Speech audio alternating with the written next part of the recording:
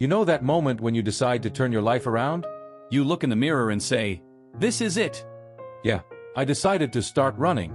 Because, of course, nothing screams balanced life like hopping down the street like a ham trying to escape the butcher shop. I woke up at 6 a.m. That was already a win. I put on my expensive running shoes, because if I'm gonna die, at least let it be with gel cushioning. I headed out all pumped to the park. First kilometer. I felt like Rocky Balboa. Except with no stairs, no epic soundtrack, and a stabbing knee pain yelling, "Show some respect, citizen." Second kilometer. My right side spontaneously combusted. Third kilometer. I discovered I have two sides. Both betrayed me. Fourth kilometer. Just kidding. I didn't even make it to the second. Halfway there I saw a bench and thought, this is it. A sacred place. The altar of dignity. I sat down and pretended I was on a spiritual journey. Meditation break, I told myself mentally, while trying to recover the dignity that vanished along with my breath.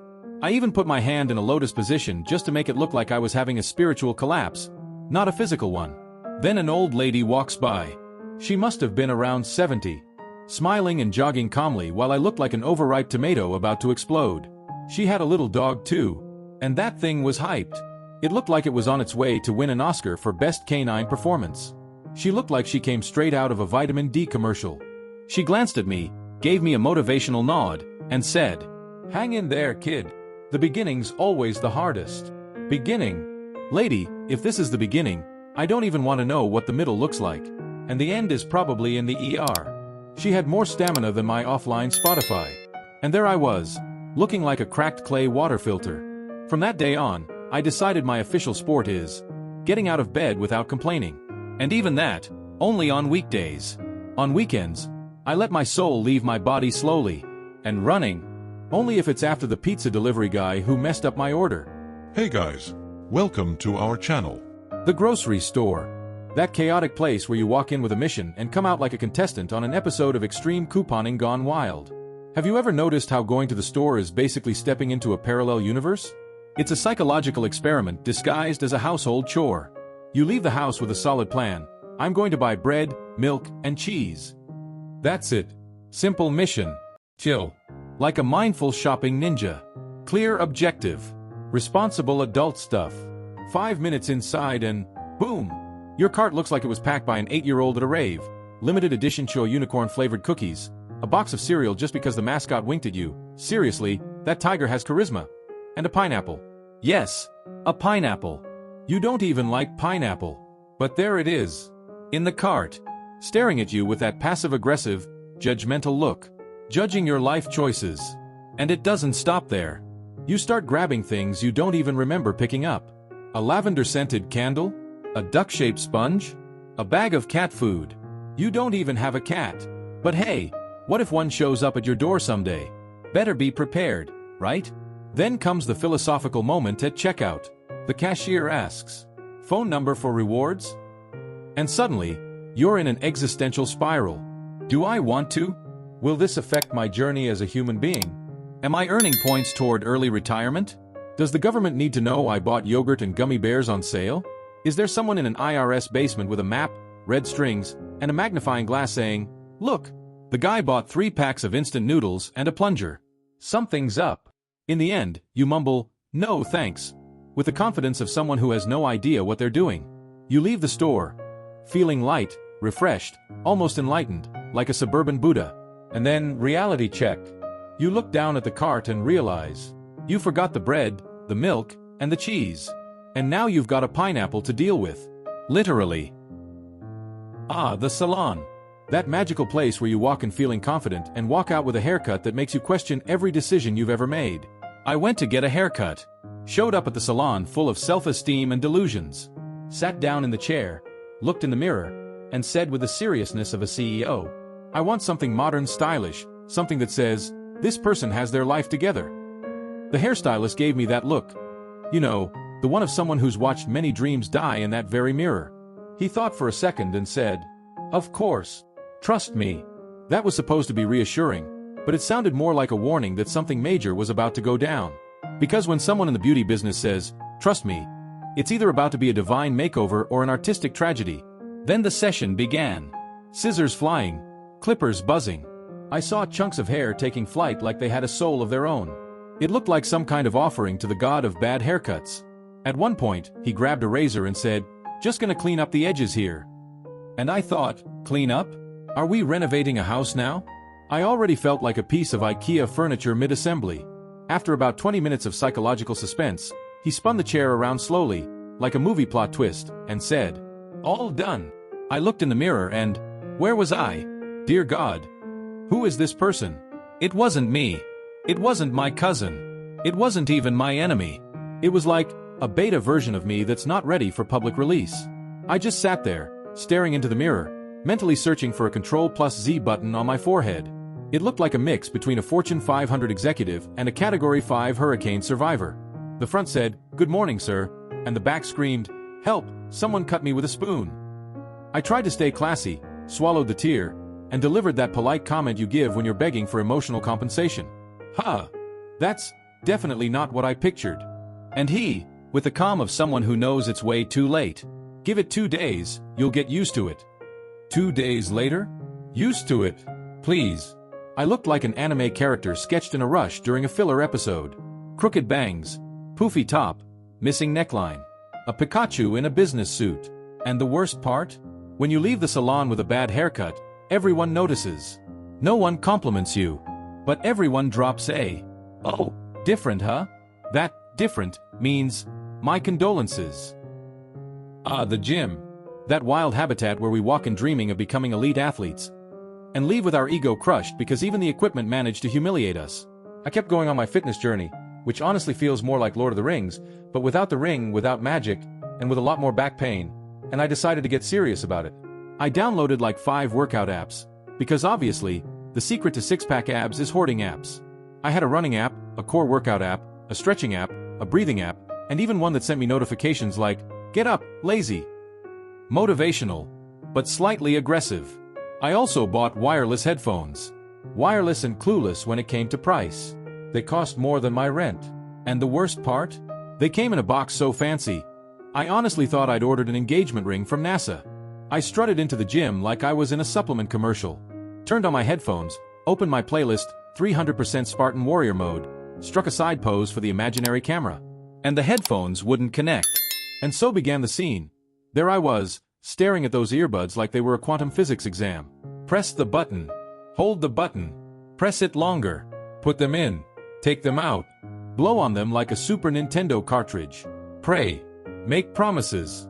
Turn Bluetooth off. Turn Bluetooth on. Restart the phone. Restart my soul. Nothing worked.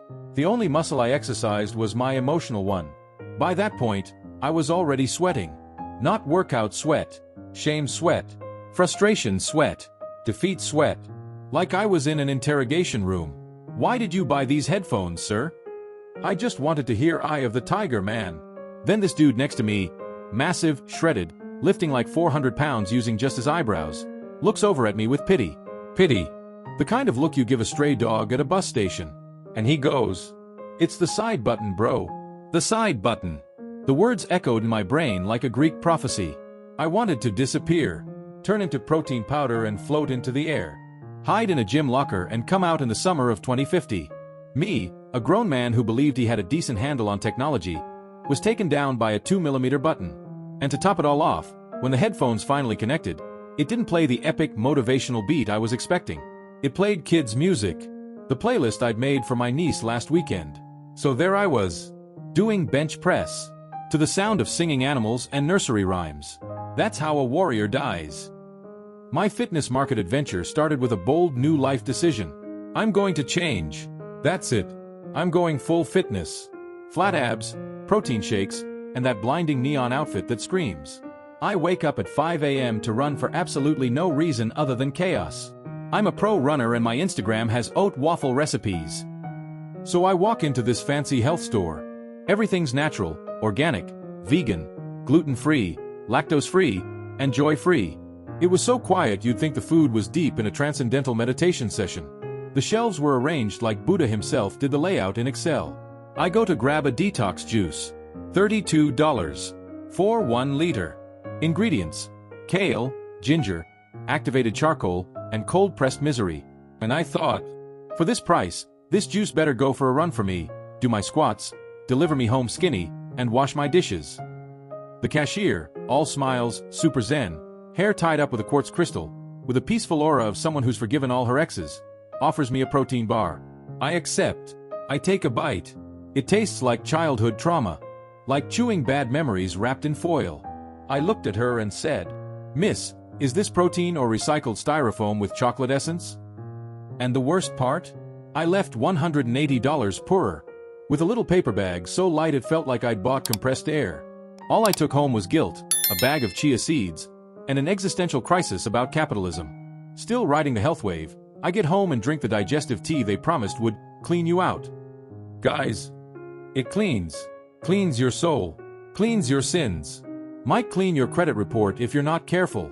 An hour later, I'm hugging the toilet, praying to every saint I know, reconsidering childhood friendships. Sweating cold. Shaking. Reviewing every food choice and every password I've ever created in my life. In the end, I learned something. Being fit is expensive. It's painful.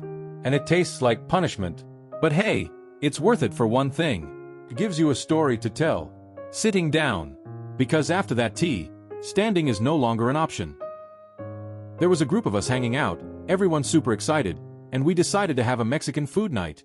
Tacos, guacamole, nachos. Everything looked perfect, delicious, colorful, fragrant, basically Instagram-worthy with a caption like, "Good vibes and great bites." Then out of nowhere, someone shows up with this special hot sauce, the kind that comes with a warning label. Use sparingly. We are not responsible for tears, regret, or spiritual visions. It was basically the food version of an app contract. No one reads it, but the moment you click accept, you've already lost your dignity. So, what did we do, as the responsible adults we are? We challenged everyone to try it. Because, obviously, maturity is overrated. First friend takes a drop the size of a bacterium.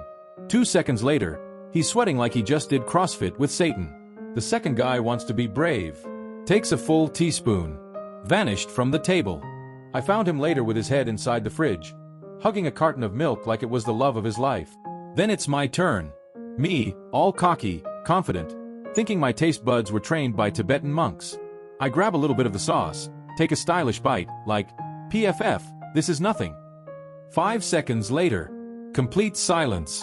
My brain went into airplane mode. My mouth was on fire, my heart was racing, and my stomach sent out an auto-reply.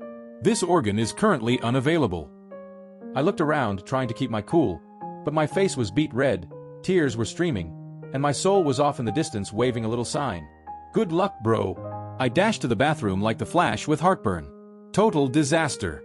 I got on my knees, questioned my life choices, re-evaluated my purpose on this earth.